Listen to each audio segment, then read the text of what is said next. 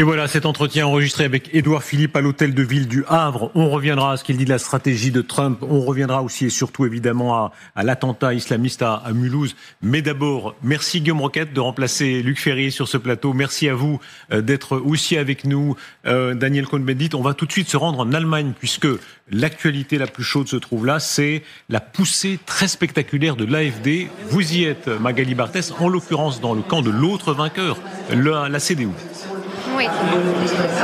Oui, et je peux vous dire qu'ici au siège de la CDU, on savoure évidemment le retour des conservateurs au pouvoir aux alentours des 29%. Frédéric Merz, qui est venu prendre la parole tout à l'heure, a été longuement ovationné. Il est assuré d'être le prochain chancelier. Mais c'est vrai qu'il va devoir compter avec cette extrême droite, l'AfD, qui bat un record historique. Elle est à près de 20%. Elle devient officiellement le deuxième parti du pays. Et on voit sur tous les écrans de télé Alice Weidel, sa chef de file, qui triomphe. À noter aussi le revers de la gauche, le sortant Olaf Scholz, qui fait seulement 16%, même si les sociodémocrates pourraient être appelés à gouverner avec la CDU dans le cadre d'une grande coalition. Frédéric Merz, futur chancelier, promet en tous les cas un gouvernement stable et le plus rapidement possible. C'est notre dernière chance de changer les choses, de reprendre les contrôles des frontières. Voilà ce que nous a dit un militant de la CDU ce soir, bien conscient de l'enjeu. Les Allemands aussi sont bien conscients de cet enjeu puisqu'ils ont été massivement aux urnes, plus de 80% de participation aujourd'hui. Magali Barthès, merci beaucoup et on reparlera dans quelques instants de l'AfD, de cette poussée triomphale de l'extrême droite allemande, mais aussi de cette internationale conservatrice que pousse Donald Trump et Elon Musk, avec d'autres courants évidemment, notamment en Italie. D'abord les événements graves de Mulhouse, le sang qui coule à nouveau en France après Charlie Hebdo, après le Bataclan, Samuel Paty, Dominique Bernard, par la main d'un meurtrier frappé d'une OQTF qui avait déjà été condamné à 6 mois de prison pour apologie du terrorisme. D'abord, le regard que vous portez là-dessus, la première leçon de cet événement. Donc Guillaume Roquette et Dany Cohn-Bendit. Guillaume Roquette. Darius, c'est des fausses informations que vous avez données sur l'Allemagne. Lesquelles, je peux corriger, mais allez-y. Parce qu'il est évident que la CDU doit, parce que c'est la proportionnelle, avoir un partenaire. Il ne peut pas, la CDU, la droite ne peut pas gouverner seule. Il est évident que les chrétiens démocrates auront pour partenaire les sociodémocrates. Les résultats qu'on voit maintenant rendraient peut-être nécessaire une coalition entre les chrétiens démocrates, les sociodémocrates et les Verts. C'est ça qu'on attend. Alors parlons de l'Allemagne. Ça dépend. Dany Cohn-Bendit, allez, vous avez raison. Quand on donne des informations sur l'Allemagne, il faut donner des informations qui sont justes. Alors, j'ai pas compris ce qui était faux dans les informations. Moi non plus. Qu'est-ce qui est faux, Dany Cohn-Bendit ? Parce qu'elle a dit, il va peut-être gouverner, il va sûrement gouverner. Non, je crois pas que Magali Barthès ait dit ça. Mais merci pour la leçon de... Vous croyez pas, moi je crois pas avec en Dieu, mais moi sociodémocrates. j'ai entendu. Avec les sociodémocrates, pas avec l'AfD. Non, elle n'a pas dit ça, je dis, dans la constitution allemande, comme c'est la proportionnelle, il y aura de toute façon un gouvernement de coalition, non pas avec l'AfD, mais avec les sociodémocrates, et si les autres rentrent, il y aura 3 partis qui seront en coalition. C'est ça. C'est pas une hypothèse, c'est sûr. Voilà ce que je voulais dire. Oui. En fait, ça a l'air d'être un débat un peu technique sur la constitution allemande, mais en fait, on est au cœur du sujet. C'est-à-dire que le résultat des courses, c'est les chrétiens démocrates arrivent largement en tête, l'AfD a doublé son score par rapport à la dernière fois, à eux deux, ils font la moitié des voix, et pourtant, effectivement, les démocrates chrétiens vont aller gouverner avec les socialistes qui sont très, très largement battus. Et c'est une espèce de, je dirais, une malédiction des droites en Europe, que ce soit en France ou en Allemagne, c'est que par leur passé, par leur référence, et peut-être pour de bonnes raisons, les partis dits d'extrême droite sont considérés comme infréquentables, et de ce fait, le niveau de leur score monte, mais, on l'a bien vu en France et les dernières législatives, ils n'arrivent jamais au pouvoir. Est-ce que ce tabou devrait, oui ou non, sauter ? Rappelez-vous ce qui s'est passé en France avec le Parti communiste français, qui recevait l'argent de Moscou, qui soutenait la dictature soviétique dictatoriale, qui mettait les dissidents en prison, qui était un régime antisémite extrêmement peu recommandable. Et pourtant, les communistes français ont été traités comme un autre parti. Ils sont même entrés au gouvernement français. Est-ce que cette leçon vaut pour les extrêmes droites ou est-ce que définitivement, ça doit rester tabou ? Dany. Je m'excuse, Darius, mais vous mélangez un peu tout. Moi, je veux bien, si ça vous amuse de faire une émission où on mélange tout. Le problème aujourd'hui, est-ce que les chrétiens démocrates allemands peuvent faire une coalition avec un pays néo-nazi, un parti néo-nazi? Parce que c'est la Cour constitutionnelle qui a dit qu'on peut traiter l'AfD comme un parti néo-nazi. Eh bien, je dis que, vu l'histoire allemande, c'est impossible. C'est pas le drame, Monsieur Roquette. C'est l'éthique morale qui empêche les chrétiens démocrates. Et d'ailleurs, si la CDU tentait une coalition avec l'AfD, la CDU explose totalement. Dans toutes les régions. Donc je dis par là. Alors, pour le Parti communiste, c'est une autre histoire. Oui. C'est toute une autre histoire. Ils soutenaient le goulag et tous les crimes commis en Union soviétique, mais peut-être que de votre point de vue, c'était moins grave. Darius, c'est pas à moi que vous allez raconter cette histoire. Comme si je ne savais pas qu'ils soutenaient le goulag. Enfin, vous savez très bien que le Parti communiste ne m'aimait pas tellement. Donc c'est pas ça. Non, je veux dire, la responsabilité en est venue aux socialistes et à François Mitterrand, qui à un moment historique a construit un programme gouvernemental ensemble. L'AfD. Restons sur l'AfD aujourd'hui. Avec un parti qui avait signé, le Parti communiste qui avait signé le pacte germano-soviétique, avec un parti dont les leaders successifs ont été des soutiens inconditionnels de Staline et de ses successeurs. Staline, 20 millions de morts. Alors, je ne vois pas pourquoi est-ce que un parti qui a ce passé-là est considéré comme fréquentable, alors que l'extrême droite ne le serait pas. Mais je voudrais être un peu précis. D'abord, ce que je constate, mais évidemment je connais moins bien l'Allemagne que Daniel Cohn-Bendit, puisque je n'y vis pas, c'est que, sauf erreur de ma part, le mois dernier, la CDU et l'AfD ont voté ensemble une motion au Bundestag contre l'immigration. Or, je n'ai pas vu qu'il y a eu la semaine qui a suivi les SA dans Berlin ou le feu au Reichstag. Donc ce que je veux dire, c'est que il y a bien sûr un passé à l'AfD. Et ce passé est plus que problématique. Mais la question, c'est que, est-ce que ce parti-là, aujourd'hui, veut appliquer le programme qui était celui du nazisme? Et alors, évidemment, il faut dire non. Et alors, évidemment, il est hors de question de s'allier avec eux. Mais vous savez, moi, je me souviens de Giorgia Meloni arrivant au pouvoir en Italie. Il y avait un historique du parti de Giorgia Meloni. D'ailleurs, on l'a traité même de post-fasciste. Est-ce qu'aujourd'hui, Giorgia Meloni mène en Italie une politique fasciste? Je n'ai pas ce sentiment. Donc, je pose la question, est-ce qu'au nom de son histoire, un parti, alors même que l'AfD n'est pas le parti nazi, mais on va dire au nom d'éléments historiques et d'éléments culturels, un parti doit être définitivement à l'écart du gouvernement. Roquette, là encore, il faut s'informer avant de parler. Le problème des chrétiens démocrates, pourquoi ils ne veulent pas faire une coalition, ils ne peuvent pas.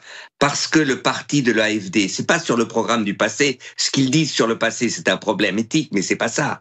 Ils disent qu'ils veulent sortir de l'euro. Ils veulent sortir de l'Union européenne.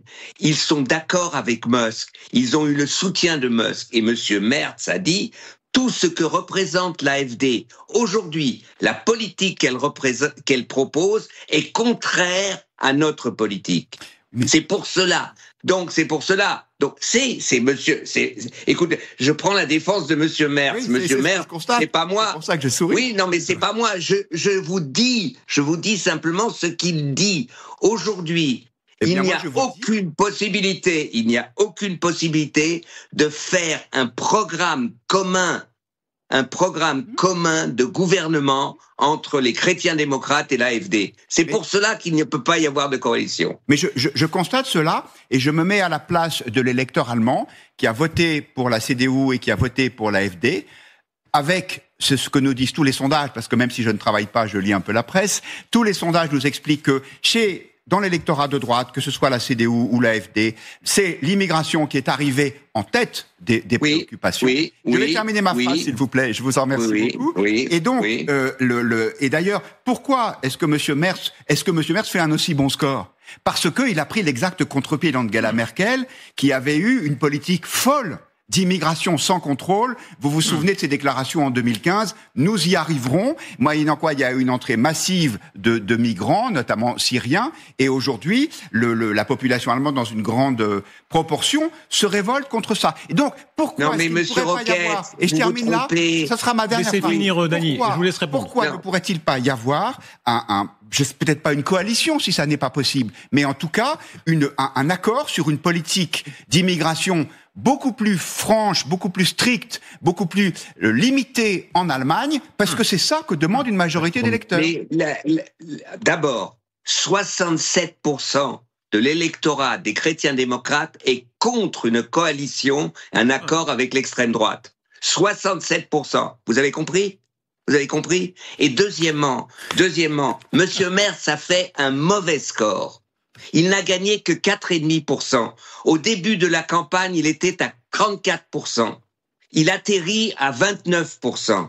Il perd pendant cette campagne électorale 5%. Son parti était à combien aux dernières législatives ? 24,5%. Il ne gagne que 4,5%. C'est le deuxième score le plus mauvais des chrétiens démocrates dans l'histoire de la République fédérale. Pourquoi ? Parce que l'AfD a doublé son score. Il y a un système de vases communicants. Mais parce que il y a... Oui, mais le problème aujourd'hui, le problème d'un gouvernement... je ne comprends pas pourquoi vous souriez. Non, mais il a le droit de sourire, Dany Cohn-Bendit. Oui, mais j'ai le droit d'être un peu béat. Le problème, c'est que l'AfD, quand il était... Je souris parce que je pense que la courtoisie est une des valeurs de référence, en tout cas en France, et que quand on n'est pas d'accord, parce que vous avez fait une erreur, qu'on méprise l'autre, quand l'AfD... Allons, Dany Cohn-Bendit. Laissez-moi finir. Je veux finir une phrase. Dany Cohn-Bendit, calmez-vous. Je veux finir une phrase. Quand l'AfD... Allez-y. Non, attendez. Quand M. Merz était à 34%, l'AfD était à 20%. C'était ça, les sondages. L'AfD n'a pas bougé. Pendant toute cette campagne. Alors, pourquoi ? Parce que je crois que l'Allemagne est divisée. Oui, ils veulent une autre politique de l'immigration, mais l'Allemagne, dans sa grande majorité, ne veut pas une politique de l'immigration avec l'extrême droite. Alors, avançons un peu. C'est deux choses différentes. Avançons un peu, Dany Cohn-Bendit, et s'il vous plaît. Il y a une internationale conservatrice qui est en train de pousser, qu'on s'en réjouisse ou qu'on le déplore. Écoutez, Madame Meloni, vous parliez d'elle, qui parle d'une sorte d'énervement de la gauche, comme s'il y avait une sorte d'affolement des gauches devant la montée, disons, de, pas seulement, là on sort de l'AfD, de Madame Meloni, de Douda, qui représente aussi, on va voir des scènes assez extraordinaires. Écoutez Madame Meloni au congrès des conservateurs. Si vous n'êtes pas en sécurité, vous n'êtes pas libre. Et lorsque la liberté est menacée, la seule chose que vous puissiez faire, c'est de le confier à des mains plus sages. C'est pourquoi les conservateurs ne cessent de croître et deviennent de plus en plus influents dans la politique européenne. Et c'est pourquoi la gauche est nerveuse.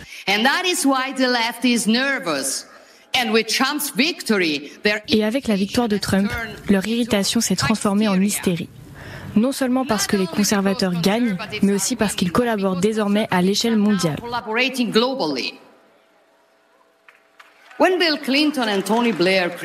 Lorsque Bill Clinton et Tony Blair ont créé le réseau mondial des libéraux de gauche dans les années 90, on les a qualifiés d'hommes d'État.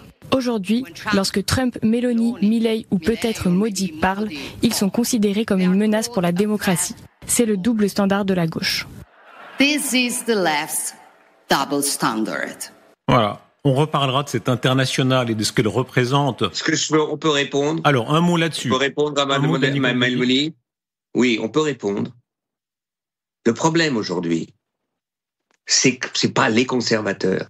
C'est que l'impérialisme américain, le Trumpisme et Musk sont en train de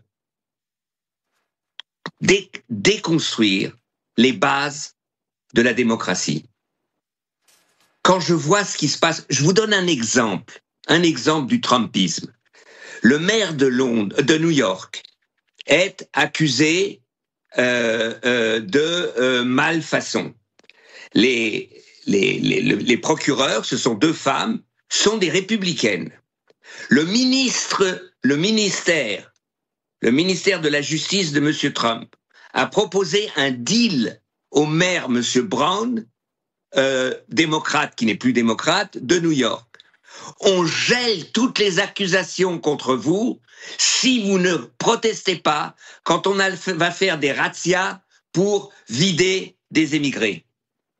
C'est la destruction de l'état de droit. C'est pas moi qui le dis, ce sont les procureurs républicaines qui ont démissionné et qui sont révoltés. Que Madame Meloni prenne en exemple ce que fait M. Trump et se dit d'accord, c'est un danger pour Je suis nerveux, pas parce que Madame Meloni me rend nerveuse, mais parce que la démocratie en Europe est en train de se déconstruire par ce que fait l'impérialisme américain. L'impérialisme américain, c'est pas moi, l'homme de gauche, qui l'ai dit, c'était votre, tout à l'heure, il y a 1 minute, le monsieur que vous venez d'interviewer, qui n'était pas un homme de gauche. Donc il faut arrêter maintenant, arrêter de minimiser ce que monsieur Trump est en train de faire dans le monde aujourd'hui. Un mot encore là-dessus, en avance sur les OQTF. Oui, moi je voudrais vous poser une question, Daniel Cohn-Bendit. Quand Joe Biden gracie sa famille, à commencer par son fils, dans des affaires judiciaires, juste avant de quitter le pouvoir, est-ce que vous tenez le même discours, c'est-à-dire est-ce que vous dites Joe Biden est un homme qui attaque gravement la démocratie et l'état de droit? Oui.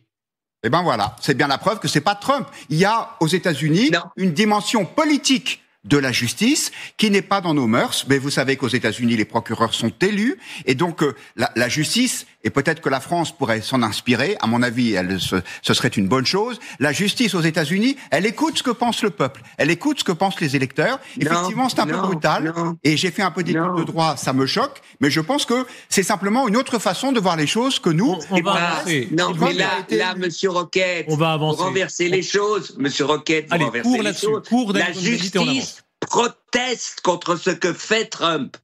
Elle n'écoute pas le peuple, elle est contre ce que fait Trump aux États-Unis en ce moment. Ces procureurs républicaines protestent contre ce que fait Trump, alors qu'elles ont été élues. Avançons, et l'un et l'autre, s'il vous plaît, sur les très graves événements de Mulhouse. Donc le sang qui coule à nouveau en France par la main de cette OQTF qui avait déjà été condamné à 6 mois de prison pour apologie du terrorisme, 10 tentatives vaines de l'expulser vers l'Algérie. Quelle est la première leçon que vous tirez de cet événement, Guillaume Roquette? La leçon que j'en tire, en fait, c'est pas une première leçon, c'est toujours la même leçon. C'est-à-dire que nous ne sommes pas capables d'abord de mettre hors d'état de nuire, puis d'expulser les gens qui sont dangereux. Vous le disiez, le meurtrier de Mulhouse, il avait fait des déclarations d'appel au djihad. Il fallait tuer les mécréants. Il se fait interpeller, ça c'est une bonne chose. Sous son oreiller. C'est tellement symbolique que ça s'invente pas. Sous son oreiller, on a retrouvé quoi? Un couteau et un Coran. Il est condamné à 6 mois de prison. Évidemment, il les fait pas complètement, mais globalement, il va quand même en prison. C'est plutôt une bonne chose. Et après, il était aussi condamné à être expulsé. 10 fois. 10 fois. La France a demandé à ce qu'on l'expulse. Les Algériens n'ont pas voulu. Donc, moi, je pose la question. Est-ce qu'un pays qui, paraît-il, va, grâce à son président de la République, lundi prochain, faire plier Donald Trump, est-ce qu'un pays qui n'est même pas capable de faire expulser des gens qui font l'apologie du terrorisme peut vraiment être une grande puissance internationale? Moi, je ne le pense pas. Dany.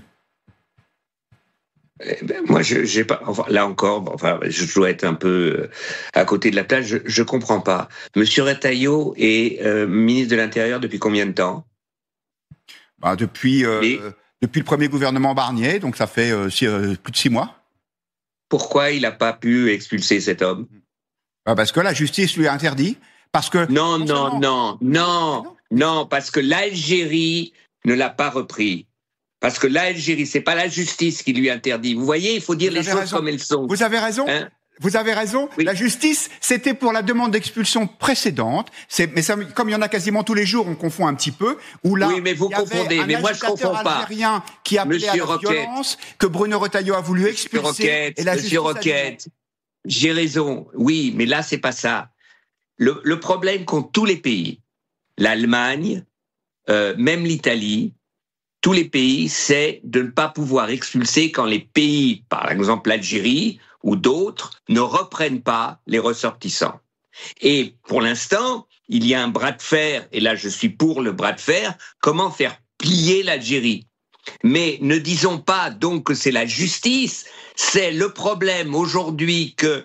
Alors vous avez deux possibilités, ou vous faites Guantanamo, vous mettez tous ceux qui sont au QTF, qui doivent être en prison, le temps que ça durera, tant que les... proposez cela. Et on verra après ce que dit la justice. Mais aujourd'hui, la raison, le problème pour les OQTF, c'est le problème de savoir comment expulser quand un pays comme l'Algérie ne veut pas reprendre les ressortissants. Il faut dire les choses comme elles sont, monsieur. Question à l'un et à l'autre. Question très concrète, si vous permettez, à l'un et à l'autre. Est-ce que la rétention administrative peut exister sans aller à Guantanamo ? On ne parle pas de tous les clandestins. Il y a plein de clandestins qui sont des braves gens, à part le fait qu'ils sont clandestins. Là, on parle de gens qui ont une motivation islamiste, fanatique, violente. On parle de gens qui ont fait une apologie du terrorisme, qui ont été en prison pour ça. Est-ce que, selon vous, comme Churchill l'a fait pendant la guerre, Churchill était un grand démocrate, la rétention administrative, forcer la détention sur décision administrative, mais extrajudiciaire, évidemment avec un contrôle parlementaire, serait possible. Mais c'est exactement ce qui a été demandé pour cette OQTF. Je suis tout à fait désolé de vous contredire, cher Daniel Cohn-Bendit, mais en l'occurrence, vous avez raison, l'Algérie avait refusé de récupérer cet homme, mais comme il présentait un danger aux yeux des forces de police, on avait demandé son maintien en détention.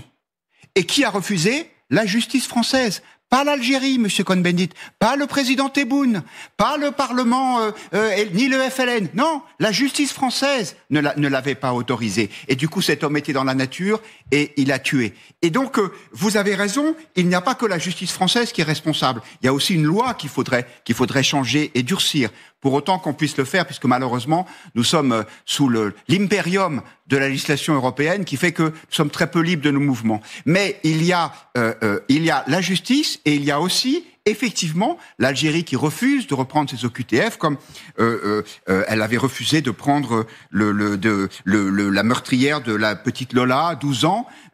C'était en 2022 et c'est un problème qui est récurrent. À chaque fois, on se dit mais comment se fait-il qu'on n'y arrive pas ? Et vous parlez du bras de fer. Mais est-ce que vous savez combien de visas ont été délivrés à des Algériens pour venir en France l'année dernière ? 250 000. L'équivalent de la population de Lille ou de Bordeaux. Et on nous dit qu'on n'a pas de moyens de pression sur l'Algérie. Moi, je ne comprends pas ce qui se passe. J'espère que Bruno Retailleau va nous le dire. Oui, c'est pas ça le problème. Enfin, c'est ce que vous écrivez, c'est pas ça le problème. Le problème, c'est la rétention administrative. Bon, d'abord, j'ai un problème puisque mon père, en 1939, a été arrêté en rétention administrative parce qu'on le soupçonnait en tant que réfugié de pouvoir collaborer avec l'armée allemande. Donc moi, la rétention administrative, j'ai quelques problèmes dits comme ça.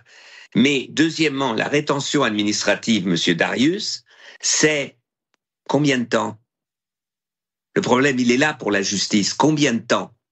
Si l'Algérie ne reprend pas 1 an, 2 ans, 3 ans, 4 ans, 5 ans. Donc le problème décrit par M. Roquette, c'est comment on fait un bras de fer avec l'Algérie, et il y a d'autres pays, c'est-à-dire comment on peut obliger l'Algérie, et là il y a des propositions, mais qui ne sont pas si simples, parce que il y a des tas de visas qu'on donne à des étudiants, il y a des tas de personnes où c'est justifié de leur donner des visas. Vous faites comme si les 250 000 visas donnés, je reprends votre chiffre, sont injustes. Tous. C'est pas vrai. Vous le savez très bien. Ça n'est pas plus injuste de refuser des visas d'étudiants algériens, pour une partie desquels d'ailleurs c'est une filière d'immigration parce qu'ils arrivent et ne repartent pas à l'issue de leurs études.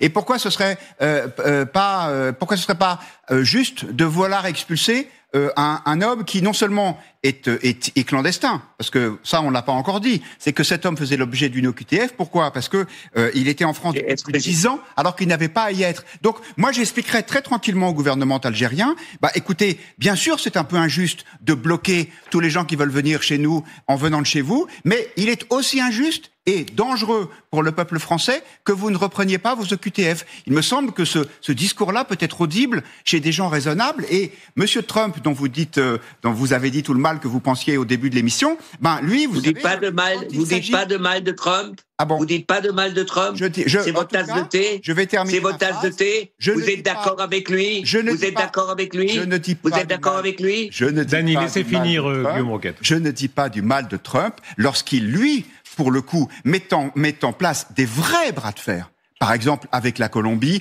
ou avec le Mexique, pour expulser les clandestins. Parce que lui, c'est pas seulement des belles déclarations et des protestations de principe. Lui, il prend des avions et il les envoie dans les pays d'origine. Et si ceux-ci ne veulent pas reprendre leurs clandestins, eh bien, il déclenche immédiatement des mesures de rétorsion, en l'occurrence des augmentations de droits de douane.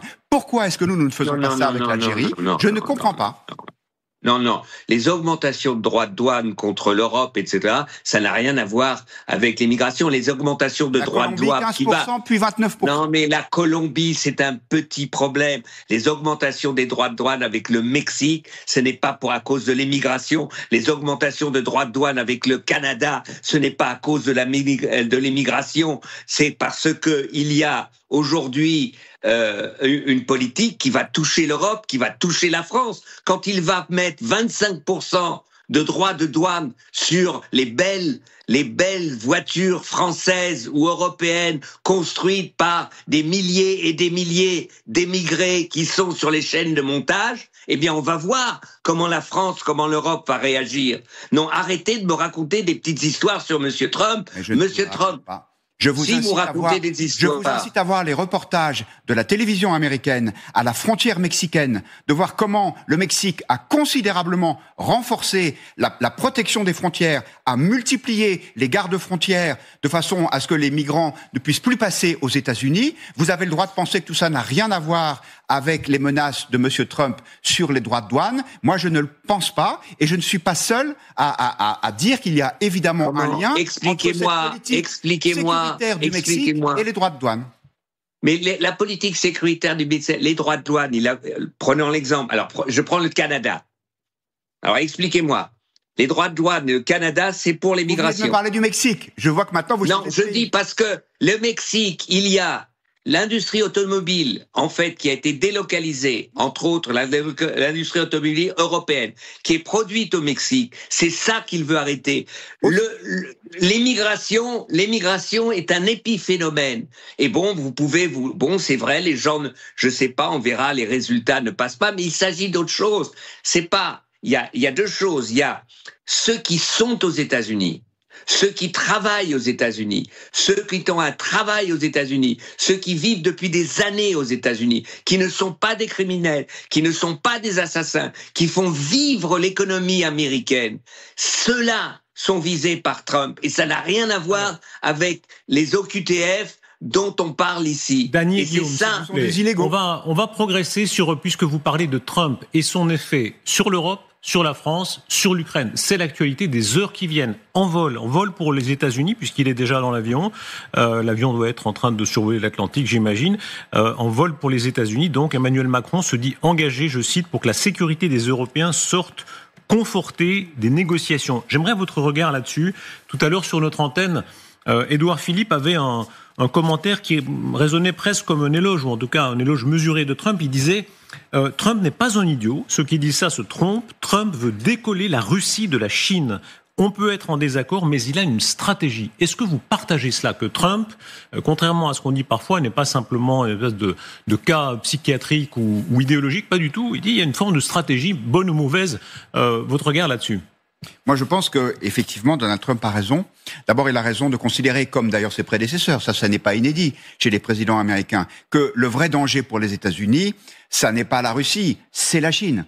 Puis danger économique, danger commercial, on le voit avec le déficit abyssal des échanges entre les États-Unis et la Chine, et de plus en plus danger militaire. Aujourd'hui, les États-Unis sont toujours la puissance dominante dans le Pacifique, mais combien de temps ça va durer avec le réarmement à marche forcée de la Chine? Et donc, Donald Trump considère, et je pense que ça peut s'entendre, que la priorité absolue, c'est de découpler la Russie de la Chine. Et que pour ça, il faut lui donner beaucoup. La question, c'est peut-être qu'on lui donne trop. Et ça, effectivement, on peut en discuter. Moi, je pense que la façon dont Donald Trump a mis hors jeu Volodymyr Zelensky est probablement abusive. Et en plus, et là, je crois qu'Emmanuel Macron va tenir ce discours, ce n'est pas très efficace. Quand vous êtes dans un deal, et Dieu sait que Donald Trump aime ça, les deals, c'est un homme d'affaires avant tout, il a même écrit un livre qui s'appelait L'art du deal. Eh bien, quand vous êtes dans un deal, vous lâchez pas tout avant même de commencer la négociation, sinon vous sortez en caleçon. Donc ça, je ne le comprends pas chez Donald Trump. Est-ce qu'il y a cette logique américaine? Souvent, les Américains choisissent son ennemi, quitte à se retourner après. Ils avaient soutenu les islamistes contre les soviétiques, ils avaient soutenu tellement de dictatures sud-américaines contre les communistes.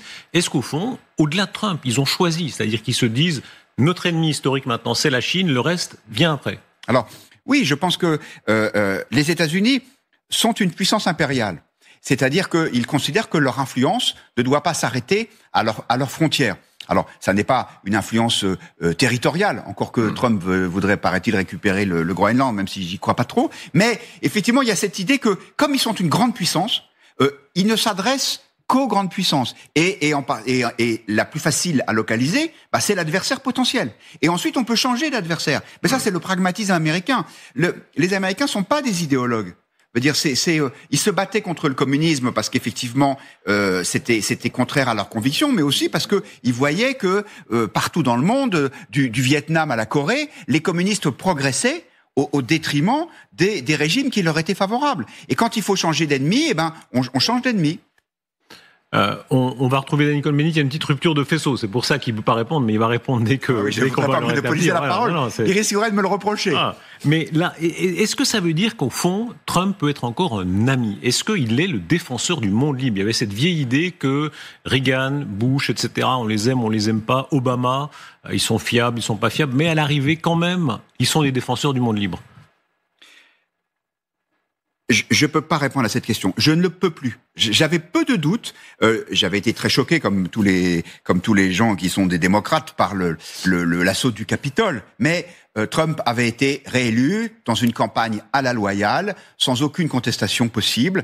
Qu'il ait une politique de droite qui veuille appliquer la politique de sa campagne, je trouvais ça plutôt positif. Moi, j'ai apprécié pour ma part les paroles de son vice-président J.D. Vance à Munich la semaine dernière, quand il a fait le week-end dernier, quand il a dit tout le bien qu'il pensait de la démocratie, de la liberté d'expression, du pluralisme. Mais là, quand je vois Trump qui écrase, le terme est un peu excessif, mais en tout cas qui marginalise, qui discrédite Volodymyr Zelensky après 3 ans de guerre, je me dis que là, on est juste dans le rapport de force cynique. Or, les États-Unis, la force des États-Unis, c'est bien sûr le rapport de force économique, culturel, commercial, mais il y a aussi quand même des principes. Et là, dans cette affaire, les principes, je ne les vois pas. C'est peut-être pour obtenir un meilleur résultat à la fin, mais je vous cache pas que ça me trouble. Les ambitions idéologiques de Trump. Regardez cette séquence, elle est tout à fait extraordinaire. Congrès des conservateurs. Alors il y a là Madame Meloni à distance, on l'a entendu. Il y a Milei, l'homme à la tronçonneuse, qui veut réduire dans tous les budgets avec des coupes claires. Et il y a aussi le président polonais Duda. Et Trump appelle, un peu comme les employés du mois, il fait applaudir ceux qui ont, selon lui, le plus de mérite dans cette nouvelle internationale, en partie à sa main. Regardez. Il est aussi devenu président, c'est aussi un mec MAGA. Make Argentina great again. Quel honneur d'être rejoint par le président de la Pologne, Duda. C'est un homme fantastique et un grand ami. 84% des Polonais ont voté pour nous, donc tu dois faire quelque chose de bien. Le leader du parti espagnol Vox, Santiago Abascal. Merci beaucoup, Santiago. Merci. Voilà, et on a rétabli la connexion. Merci Danny Cohn-Bendit d'être là. On a rétabli la connexion. Cette scène très impressionnante où on sent que visiblement, appuyez pas trop sur les boutons, Danny, ça marche. Où on comprend que Trump très visiblement. C'est les Russes. Ils ont coupé. Qui a un projet de conquête. Est-ce qu'il est en train de se dire, je veux imposer partout mes gens à moi, contre Trudeau, contre Starmer, peut-être contre Macron, Danny Cohn-Bendit? Il veut imposer son monde. Et je crois que ce qui est extrêmement dangereux, c'est quand il reprend les explications historiques, le narratif de Poutine, en disant le fautif en Ukraine, c'est Zelensky. En fait, ce qu'il prépare, c'est par exemple de dire c'est moi qui décide ce qui est juste et pas juste, et c'est pour ça que je décide que les Israéliens ont droit de vider la Cisjordanie, ont droit d'une épuration ethnique à Gaza. C'est-à-dire qu'il se place aujourd'hui dans l'optique poutinienne de dire le plus fort décide ce qui est le droit. Il n'y a plus de droit international. Le droit international n'existe plus pour lui. Et je crois que c'est extrêmement dangereux. Et là où il se trompe, j'ai écouté Édouard Philippe quand il parle de la Chine, là où il se trompe, il se trompe pas, c'est que la Chine, en reprenant cet argument, va envahir Taïwan. C'est eux qui décident quand ils veulent d'envahir Taïwan. Le droit international n'existe plus. Et ne pas comprendre cela, et que quand Madame Meloni, quand l'extrême droite se dit on est d'accord avec Poutine, ils sont d'accord d'abord pour détruire l'Europe, mais ils sont d'accord que Trump impose sa conception de non-civilisation à l'Europe, à tout le monde. Et ça, je veux dire, c'est le contraire de la raison pourquoi des centaines de milliers d'Américains ont débarqué sur les plages de Normandie pour libérer l'Europe et permettre à l'Europe d'être une démocratie. Alors, d'abord, je suis un peu surpris quand vous dites que Mélanie est d'accord avec Poutine. Il n'y a pas eu, depuis le début de ce conflit, d'alliés en Europe, à part peut-être les Britanniques, plus forts de Zelensky que Mélanie. Mais fermons la parenthèse, ce n'est qu'un détail. Je pense que vous avez raison. Le droit international est en mauvaise posture. Mais, pardon de parler comme un enfant, mais qui a commencé ? C'est la faute de qui ? Vladimir Poutine envahit l'Ukraine. Ça veut dire quoi ? Ça veut dire que les règles des gens bien élevés ne sont plus valables. Ça veut dire qu'un pays membre permanent du Conseil de sécurité ne respecte plus la première règle qui est celle des frontières. À ce moment-là, vous faites quoi ? Ou bien vous faites des colloques pour dire c'est dramatique, où est l'esprit de Jean Monnet, de la Société des Nations, d'Aristide Briand, etc. Ou bien vous dites ok, c'est le retour de la brutalité. Et quand on est face à des brutes, il faut aussi se montrer brutal. C'est pour ça que, encore une fois, je ne sais pas si vous l'avez entendu, parce que moi je suis vraiment troublé par l'attitude de Donald Trump vis-à-vis de Zelensky. Mais sur le fond de l'affaire, qu'aujourd'hui ce soit le retour de la force, je pense que ce sont les États-Unis qui sont les mieux placés pour faire respecter cette nouvelle règle du jeu, plus que nous les Européens, puisque vous le savez bien, depuis la fin de la Seconde Guerre mondiale, ce sont les Américains qui nous protègent. Nous avons des armées qui sont, sauf peut-être celle de la France, qui sont devenues très faibles. Donc oui, c'est brutal, mais est-ce qu'il y a d'autres solutions ? Quand vous dites la Chine va pouvoir envahir Taïwan, et je termine juste par là, moi je pense que si la Chine n'a pas encore envahi Taïwan, c'est pas du tout parce que le président Xi Jinping dormirait avec le Code des Nations Unies sur son oreiller. Non, c'est juste parce qu'il a trop peur d'une réaction américaine, parce qu'il y a la flotte dans le Pacifique. On a entendu vos arguments, là on a entendu votre regard, on arrive au terme, pardon, c'est l'horloge, c'est pas moi, c'est l'horloge, puisque dans quelques instants, on passe la parole à Margot Haddad qui recevra notamment Pierre Servan. Restez avec nous, à tout de suite.